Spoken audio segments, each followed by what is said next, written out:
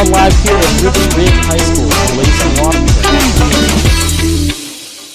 Comrades, welcome to the News Left. I'm your host, Miguel, allegedly. Cheers. Oh, don't look at me like that. Okay, don't look at me like that. I'm not just waking up and drinking at 11 o'clock in the morning.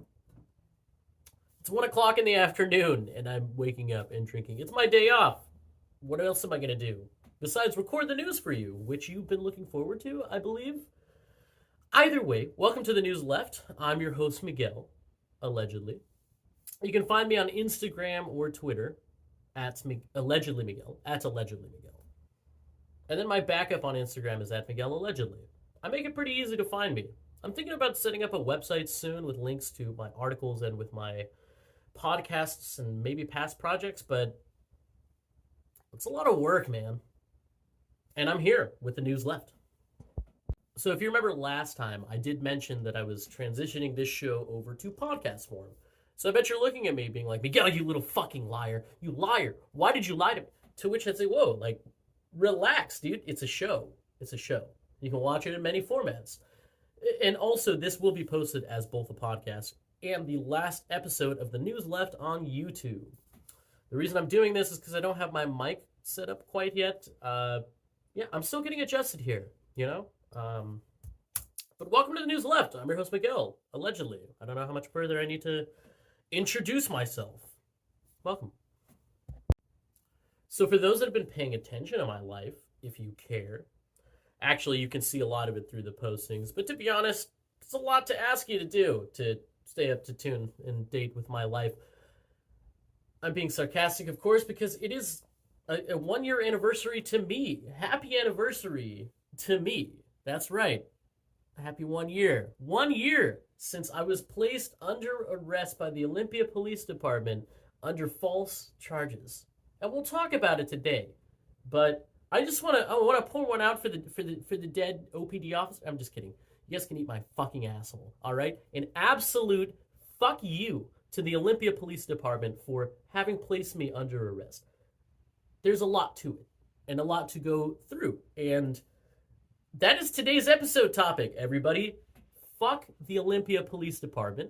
Let's catch up on them. Let's see how they're fucking doing these days, ever since Miguel has allegedly left town. I just want to know, like, are things still bad up in Olympia? Is there racism within the department?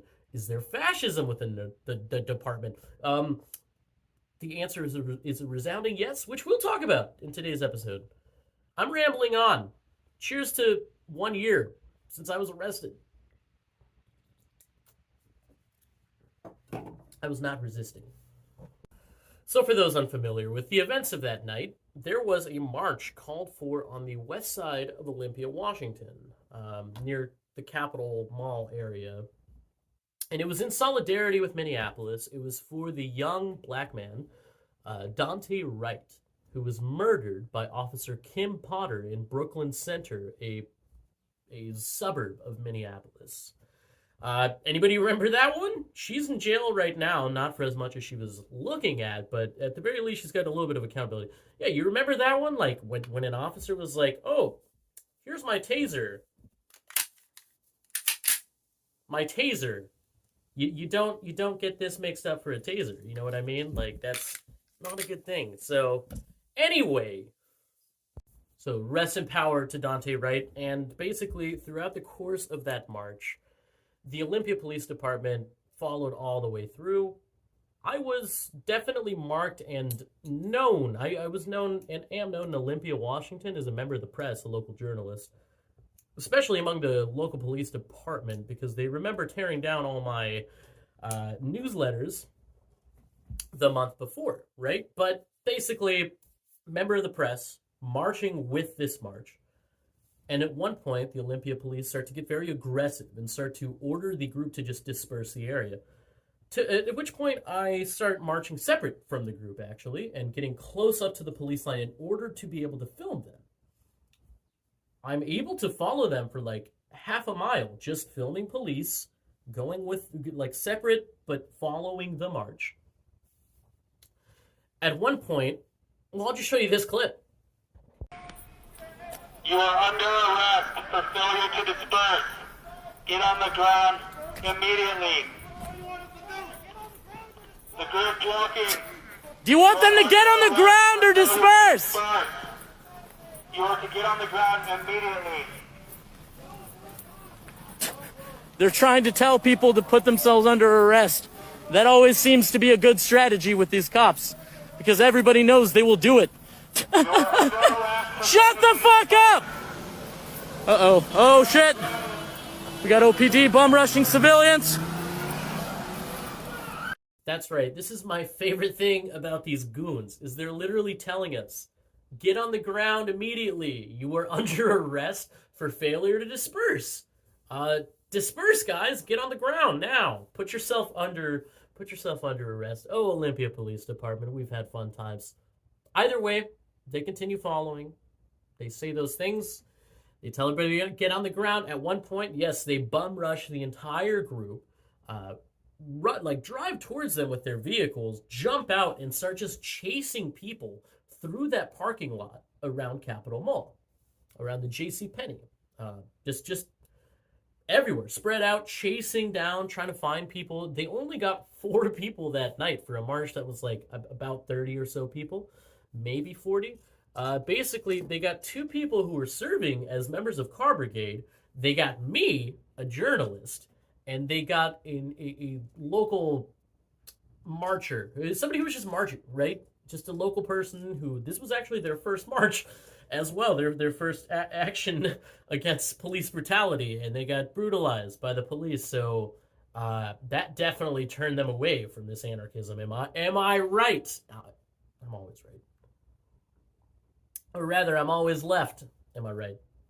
So I continued to film, and I followed the police into the parking lot, at which point I was filming as they were putting 2 local activists who were just in Car Brigade, just like driving their car to make sure nobody ran us over.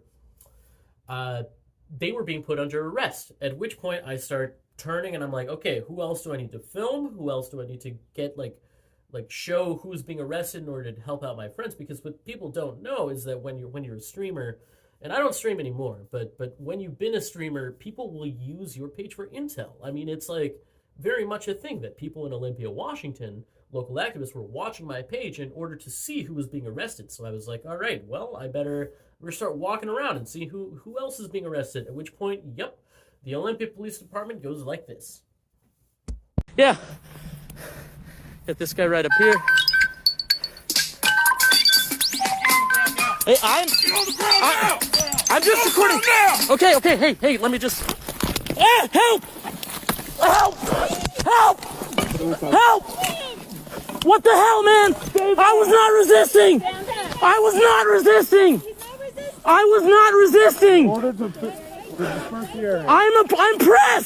I'm press. Are you fucking kidding me? I'm a journalist.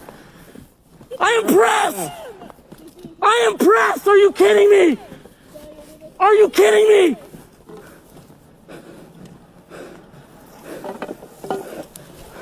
What about all these other people, huh? I'm not resisting. I didn't do anything, and they made me get on the ground like this. I'm press, and this is completely unacceptable. So.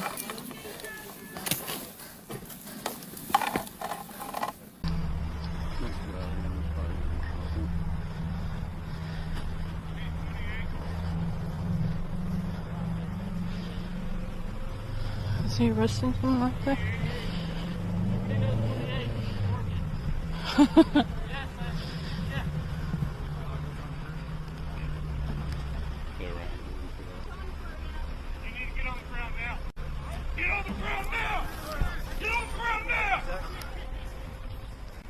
Let me go. Help! What the hell, man? I was not resisting! Fucking goons, man. Like stormtroopers. You guys gotta relax. You're geared up looking like you're even more prepared than the troops that battled in fucking Fallujah, Iraq. Like, you have more shit on you than that to arrest like 4 activists, and for non-violent crimes, by the way, all for literally failure to disperse. That's what I got. That was my charge because, yep, the Olympia Police Department jumped on top of me, at which point they start shoving my face into the ground, putting me under arrest. I start screaming out, I was not resisting, kind of freaking out, being like, I'm a member of the press, I'm a journalist. You saw and heard the audio, and they didn't listen, of course. I was put under arrest. But I do distinctly remember that as I was lying on the street with officers on my back, as I was screaming, like, I am not resisting, a local person, who I think is a piece of shit, by the way. Like, you can go fuck yourself if you're watching. But there was a local person who was there who saw me getting, like, beat down. And they were even like, whoa, knock it off. Like, get off of him. He was not resisting. They were not resisting. So, fuck you to the Olympia Police Department. There's a lot more to talk about. Because, comrades, I didn't really get severe charges from that incident. I basically had to plead guilty to 2 other charges, which we'll talk about in another episode. But I shouldn't have had to go through that at all, right? Either way, I was given a resolution. My charges aren't that bad, but I shouldn't have had to go through that. And you may be like, well, you were ordered to disperse. This is a failure to disperse incident. At which point I'd remind you, I am a member of the Freelance Journalists Union. I am very much a journalist in my community. I'm a published journalist, accredited, blase fucking blah. I should not have had to go through that. I was a member of the press. Now, things are a little bit different down here in Oregon.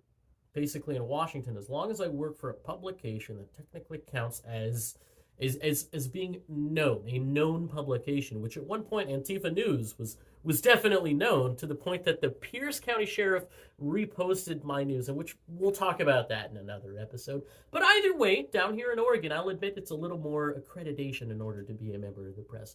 But not so in Olympia, Washington, which should abide under RCWs, and RCWs say as long... I'm a member of the press. I'm a member of the press. I printed off my own press pass originally, and that is still technically qualifies under Washington state law. So this was very much a one-off incident in that I've never seen another journalist or another member of the press like I am be arrested and be brutalized like this by the Olympia Police Department. It was a one-off incident for more reasons than I can tell you. Basically, the week before, there was another protest held. Another march, that is. And this march was going through downtown Olympia during the day. It was a Sunday, the week before. And the week before, I was definitely... I was there, and I was definitely giving the cops a little bit of shit. Just being like, dude, you gotta put on some pants, bro. Because when they wear the bike shorts, like, no offense, they don't look good. Like, they're really white. That's why, you know? It's not like these cops are bad looking, but they can't pull off shorts. I digress.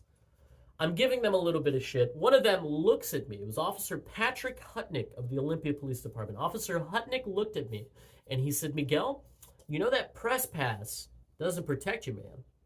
And then he rode off on his little bicycle. Officer Edwards was there as well. Officer Clint Edwards.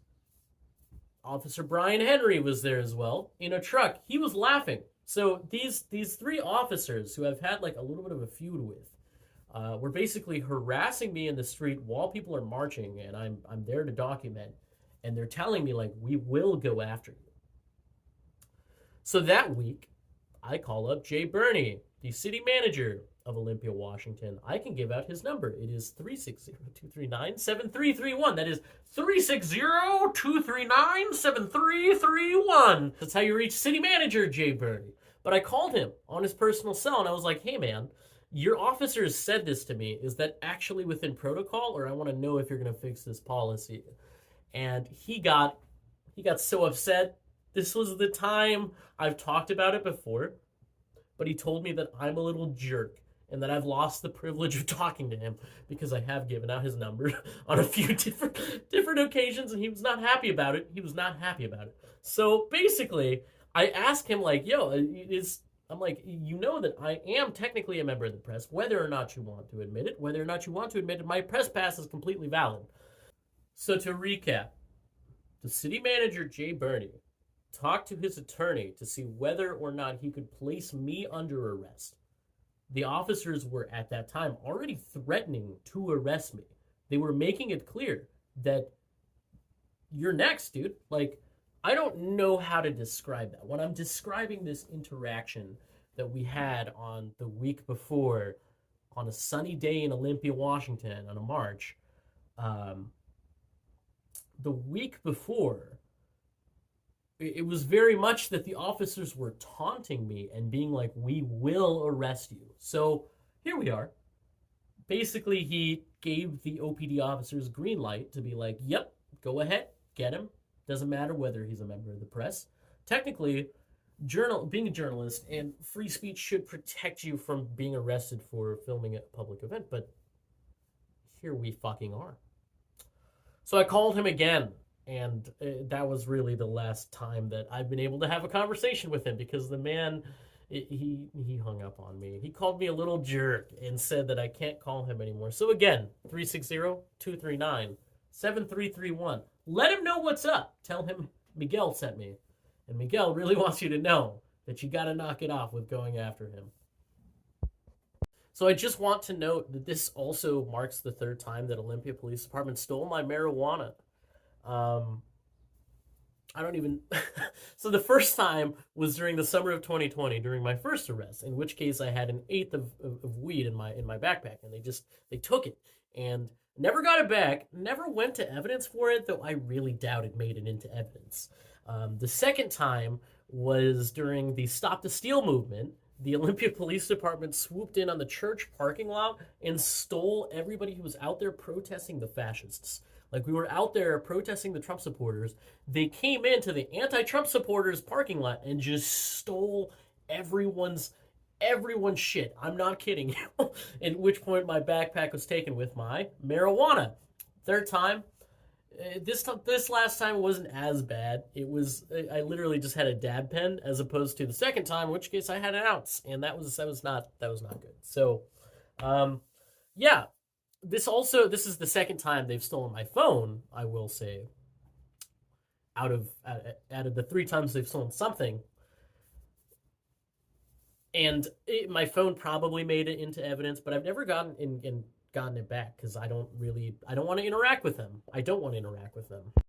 And you may be like, Miguel, well, you've moved, you got bigger things to focus on in that big Rose City, in which case I'd say you're correct. Yeah, there's a lot more to focus on out here, but I will say there's not enough coverage of Olympia, because there's a lot of things that go very silent, very, very, very quiet. You're like, Miguel, I would think that you just want to, not talk to these fuckers.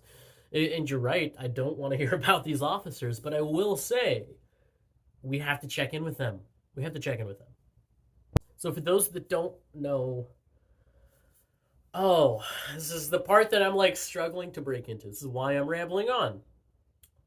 The reason I'm struggling to get into this is, it's hard. Comrades, last week, or 2 weeks ago rather, the Olympia Police Department murdered an old man. Murdered an old man in crisis. It's a complex situation.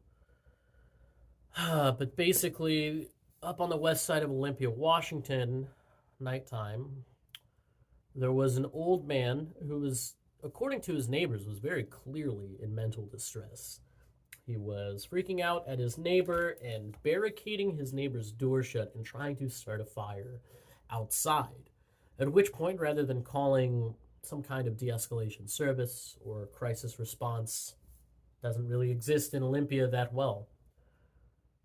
Although the CRU team, the Crisis Response Unit, did arrive this time, it's still not ideal, because his neighbors called 911, at which point officers showed up and proceeded to try to talk with him. And when it proved that he was just not communicating, he was very clearly in distress, he was just not all there, they proceeded to try to arrest him. At which point, he freaked out and took a sharp object and stabbed 2 officers in the leg. And that's the funny part. Sadly, they were completely life-threatening injuries, and that's the whole point. They shot him. They shot him. They murdered him for that incident. And again, non-life-threatening injuries. I want to stress that. They got out the next day, and I'm just going to say this. I know this is probably going to be an unpopular opinion with you back the blue types, but first of all, fuck you.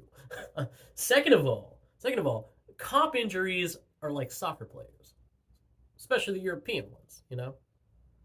Trip a little bit, you got to work it out. You got to, I do the same thing at work sometimes, right? Like, I'm pretty exhausted. I don't want to be running food, so, I split my finger. I did. Probably doesn't hurt that bad. But here I am. And so that's what OPD officers are not only known to do, but just officers are known to do in general, is exaggerate the extent of their injuries / like the danger of a situation in order to justify their action, which is shooting, which is blasting this man in the back of the fucking head. So, fuck you, Olympia Police Department, for murdering an old man. I don't really know what else to say. There's a lot more that I'm trying to investigate in this whole thing. The Olympia Police are pretty well known in our community for being able to be quiet, you know? In any other big city, there would be people asking questions, being like, number one, what was his name? Number two, how old was he? What did he do exactly? Show us the body cam footage. But what should be stressed is the Olympia Police Department does not have body cameras. Does not have body cameras. Still, to this day, back in 2016, they had some kind of measure to basically... They asked their police guild and they asked their officers whether or not they would like their body cameras or whether they should use that budget for something else. And guess what they did? They used it for something else, because what the officers told the police chief and the city manager at the time, Steve Hall, was that, well, I mean, we have phones. Those are body cameras, man. Okay, then why don't you wear them on your fucking body and have them recording 24/7 so we can see how you murdered an old man in mental health crisis, okay? Yeah, Olympia Police Department, you are corrupt and evil as hell. Though really, I have to stress that, especially to the Olympian, for example, who did report on this incident, you have so much more to do as a journalistic corporation or entity or whatever you want to call yourself. How dare you? I mean, the article, the way that I found out about this incident was the Olympian. And guess what the Olympian was? Pretty much a police report. That's what the Olympian does, is they pretty much talk to the police and have the police report their own story, and then they just put that out because they don't actually take the time to write anything well. They don't like to write. Oh, so the Olympian, you have so much more to do in finding out the victim's name or his family or something. Don't just let people be murdered in our city by the police over and over without any type of... Wow, I'm emotional. Without any type of repercussions, like at least a little bit of accountability. You are an entity in our community who should be doing something. And here we are. The only thing that I find out is that he's dead. And no other report. The police chief in any other major city or even any other like smaller city would come out and explain what happened, what his name was. It's horrible. It's horrible. Or more specifically, Officer Ryan Donald for having attempted to murder Andre and Bryson back in 2015, 2 black young men. So there's like a problem of racism in the Olympia Police Department, and also cop executions. Like pretty not cool. And here we are again, no information on the victim. So the reason that I bring up the Proud Boys is, for those of you that remember, back in September of 2021, Tiny Tosa, leader of the Pacific Northwest Proud Boys, led a rampage of Proud Boys, a mob of over 70 of them in full tactical gear, carrying bombs, bear spray, batons, etc. He led them in a violent rampage through downtown Olympia, hunting They're political enemies. I've shown you clips from the past in which Tiny Tosa is literally saying, like, I'm going to take his teeth, I'm going to take his shoes in reference to me. It's when they're like, oh, I bet Jim Miguel's there. So he's a violent fascist, and I hope he rots in jail, and I think it's hilarious he's in jail. I hope your leg still hurts. But you're not the topic of today's episode. No, what we're going to talk about is the Olympia Police Department and the Proud Boys. So we've known that the Olympia Police Department, much like any police department across the country, will work hand in hand with hate groups. They will allow them and protect them as they're, quote, using their free speech, which is hate speech. It's inciting violence. It's inciting hatred. Regardless, police are known to serve as their personal escorts. And for those of you that remember, March 19th, 2022 of this year, there was a Proud Boy event held. Right afterwards, the Proud Boys and We the People Against Communism, a group that works with them and is pretty much a pipeline to the Proud Boys, they all admitted openly that they had coordinated directly with the police. So here's the thing. Let's go back to September of 2021. Tiny gets a shot in the leg like he deserves. Right afterwards, the police chief of Olympia, Washington, Aaron Jelkic, who there's a lot to talk about him. I would love to do a whole episode on what type of bastard he was. And you know what? I should do an OPD chief episode. But either way, Aaron Jelkic resigned immediately. Immediately afterwards. Immediately after this violent mob of fascists attacks a bunch of fucking kids in downtown Olympia, Washington. He resigned pretty quickly afterwards, and we now have a new interim police chief because, again, what should be stressed is that Aaron Jelkic wasn't the police chief. He was the interim police chief while they were searching for another police chief, and he resigned in September. And so, new interim chief steps in, and now we're back at looking for a new police chief. Olympia has not had an actual police chief since like 2019. Yeah, it's all been interim people, basically. And Aaron Jelkic was the longest serving one. Now, Jelkic can kiss my fucking ass. I would love to punch that man in the fucking throat because he was the one who greenlit raiding the Red Lion Hotel and went in with like over 100 officers to shut down a protest for unhoused people. So not only did he do that, but he also oversaw the extreme police brutality of the summer of 2020 and the subsequent clashes between anti-fascists and fascists in Olympia during the Stop the Steal movement. This was all him, in which incidents the Olympia police were definitely working with and protecting the, quote, patriots who were Proud Boys and fascists.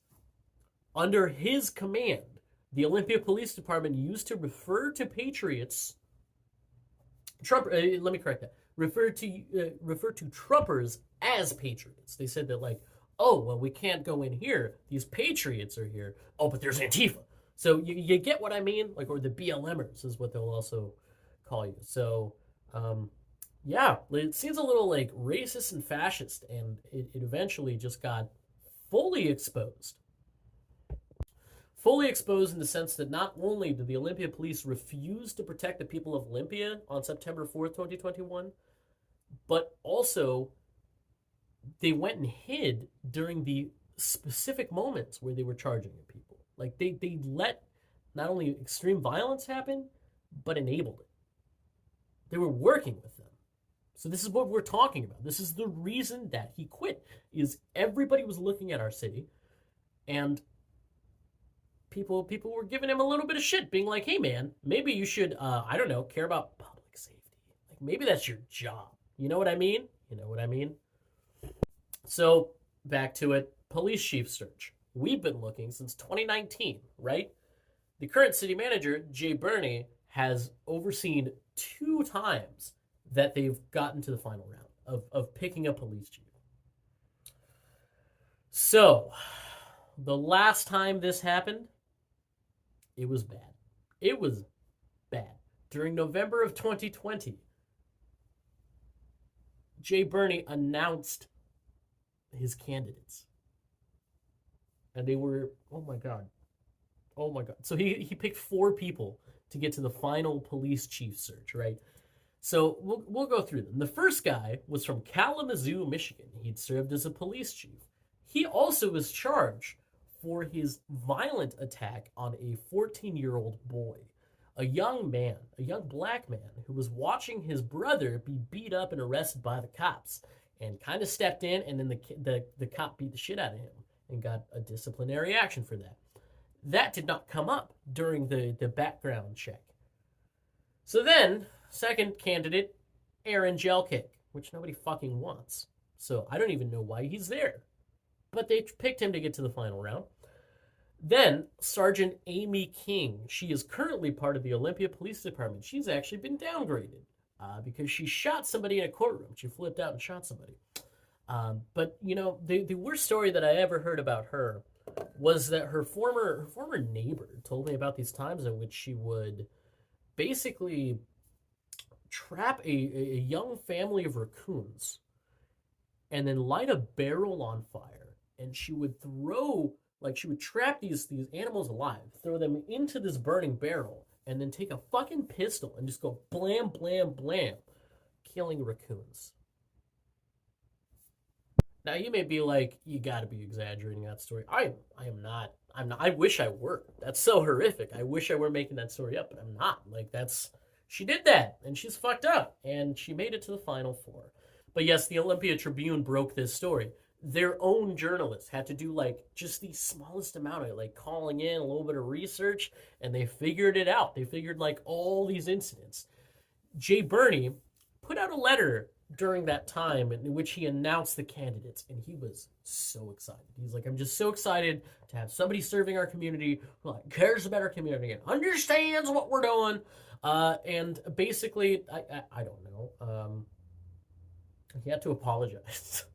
And that was another thing. That was part of the time that I called him after I got brutally arrested by OPD in April of last year. All comes full circle, right? So the last time I called him, that was when he called me a jerk because I gave out his number with that incident, and he was not happy. Like, that time he made it known that he got a shit ton of calls from me putting out his number saying, like, hey, call this guy because he doesn't know how to do a fucking background check.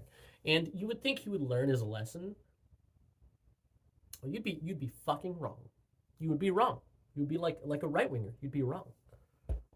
So Jay Burney had to do a whole formal apology to the community for having to pause the police chief search.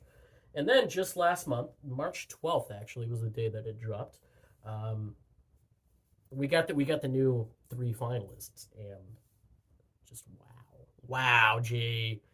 You'd think you'd learn like the smallest amount of a lesson, but here we are. So basically, Olympia Tribune decided to look up their names, do the smallest amount of research. So for those that don't know, Olympia's really white. Did you know that? It's like a bunch of white neoliberals? Yes, yeah. It's a very, very white town, and the police department has like absolutely no diversity. I'm being honest. Like, I'm trying to think the time that I saw a black or brown officer. Oh my God. No, it's like all white people. It's all white women and white men who are part of this department. So basically, you're not going to be surprised to hear that 2 of the police chief finalists are black. Jay Burney did this on purpose. He's very much trying to be like, oh, we're not racist. Look, we're going to have a black police chief. And then, yeah, thank you. I want to say, by the way, I really dig her work. Mindy Chambers, part of the Olympia Tribune. I like the Olympia Tribune. I hate Rob Richards, who's one of your members, and he can, like, eat my whole asshole. We'll do a whole fucking story about him sometime. Like, he works with Lisa partially. He's pretty corrupt. But, Mindy, you do a good job. I like your journalism because you've definitely done this twice now. Twice! So she looks it up in one of the guys' names. So, first of all, one of the black officers, his name is Kenton Buckner. Now, Kenton comes from Little Rock, Arkansas. He was sued last year by an officer for the fact that this officer was a person of color. And he said that this police chief, who sure was a person of color, a black man, but he alleged that this man enabled a culture of racism to exist within the department that basically saw multiple officers being discriminated and having a hostile work environment, right? So basically, and people, did you know you can do that? I just want to say, like, any fucking right-winger who's listening to my podcast right now, who's literally laughing at themselves and being like, oh, well, he's black, how can he be racist? Shut your fucking mouth. You can't. Did you know you can? You can hate people. You know how there were like a bunch of Jewish guards in concentration camps? That's what I'm talking about. Anyway, Officer 2 is Mark Bliss. He is the deputy chief in charge of the Office of Support Operations at the Detroit Police Department. So, let's look at him. Oh! I'm pretending to be surprised. Mark Bliss, he's the white officer. He got named in a 2018 lawsuit in a U.S. district court. This is a whole district court proceeding in which, same things, he was being accused of discrimination in the workplace and for his violation of civil and constitutional rights under federal law. Oh my God. So... Jay Burney responded to this story by saying that that specific incident was dismissed. Like, technically, he's right. It was thrown out of court. But what I will say is, for number one, it having gone to a district court, and number two, it being cast out, that has nothing to do with whether or not the claims are true. That has to do with whether or not the court wants to work on behalf of its enforcement apparatus, you know, like whether or not it wants to condemn the state for its violence, huh? No, it's not interested in that, weirdly enough. Courts are not interested. Fine. Finally, we got William Riley III, second black officer. He's worked in law enforcement for more than 34 years, which means almost 35, and he should just say 35 instead of over 34. That's lame. Anyway, he retired. Okay, that part I just picked up on. So apparently he retired, but he retired as the police chief for the city of Inkster, Michigan in 2022. He also was a police chief in Selma, Alabama. And he took over the department after the city settled. He literally took over right after they settled a $1.3 million lawsuit. $1.3 million with a black man who was brutally beaten by white cops after a traffic stop. So, basically, traffic stop, white officers beat the shit out of a black guy, Rodney King-esque. So, of course, they're calling a black guy, and they're like, hey, you want to be the police chief? Make us all look okay? So, yeah, that's the three officers. That's all of them. So, what's hilarious is that this is Burney's response. This is Jay Burney, the city manager. He says, it was critical that we ensure we conducted the broad and inclusive process our community wanted and that would validate our community's trust in the process. We got that. This is a pool of diverse and proven leaders in law enforcement. I am very pleased with our choices, and I'm grateful to the community and the department for their patience through the process. This is important, people. This isn't something we can just let slide. Like, what the hell, Jay? Why do you keep hiring these terrible consulting firms that can't use a Google search bar and be like, is this man bad? The answer is yes. They're bastards. They are bastards because... So, here's the thing. March 15th, 2022, right after he announces the end of the police chief finalist search and he announces who these finalists are, Jay Burney also tells us that we're going to do a town hall with your police chief. Ask him some basic questions. Just get to know him. See if he's part of our community or not. So I got on Reddit and I put a link to the thing, and I did it on Facebook as well. I put a link in which I had asked the question. I went to like the little survey thing and typed in my question, which was, will this new police chief be a member of the Proud Boys or just a supporter? And then I wrote, because we all know that Aaron Jelkic resigned right after Tiny got his shot. and he allowed the Proud Boys to go on a violent rampage through downtown. Like, weird timing. Definitely, this was definitely the reason he quit. So I asked this question, and then I asked another question, which was more of a joke. There was some fucking idiot on there who was like, what are you going to do about the crime that's out of control? And for those of you that don't know, don't kid yourself. Crime's not on the rise in the way that they're saying. It's propaganda. We'll talk about that in a future episode. But this guy's asking this question, and I literally responded. I'm like, hey, when are we going to delete this guy's comment? He contributes nothing to human civilization or public discourse. that one got taken down. But they left my other one up. And then I went to Reddit, and I was like, everybody should submit this question. And guess what? A lot of people did. Like, half the questions were asking about their affiliations with white supremacists and with their treatment of the unhoused. So, yeah, that was fun. And then the town hall happened, and I will say this. This is what I found the best part.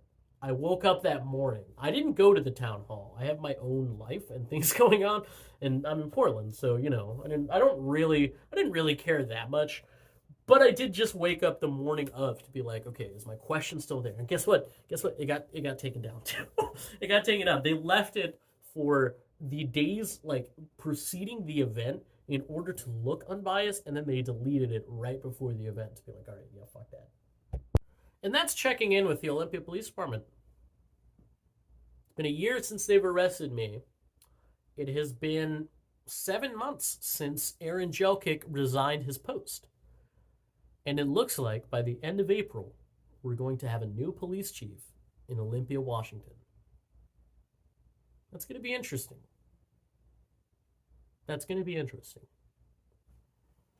Already the current interim chief, the new interim chief, already things aren't looking good.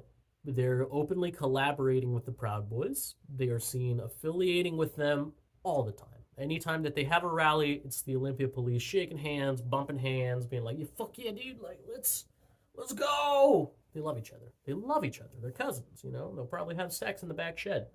So that's the Olympia Police Department for you. Bunch of corrupt, fascist motherfuckers, and I hope they all rot in hell. But for now, left.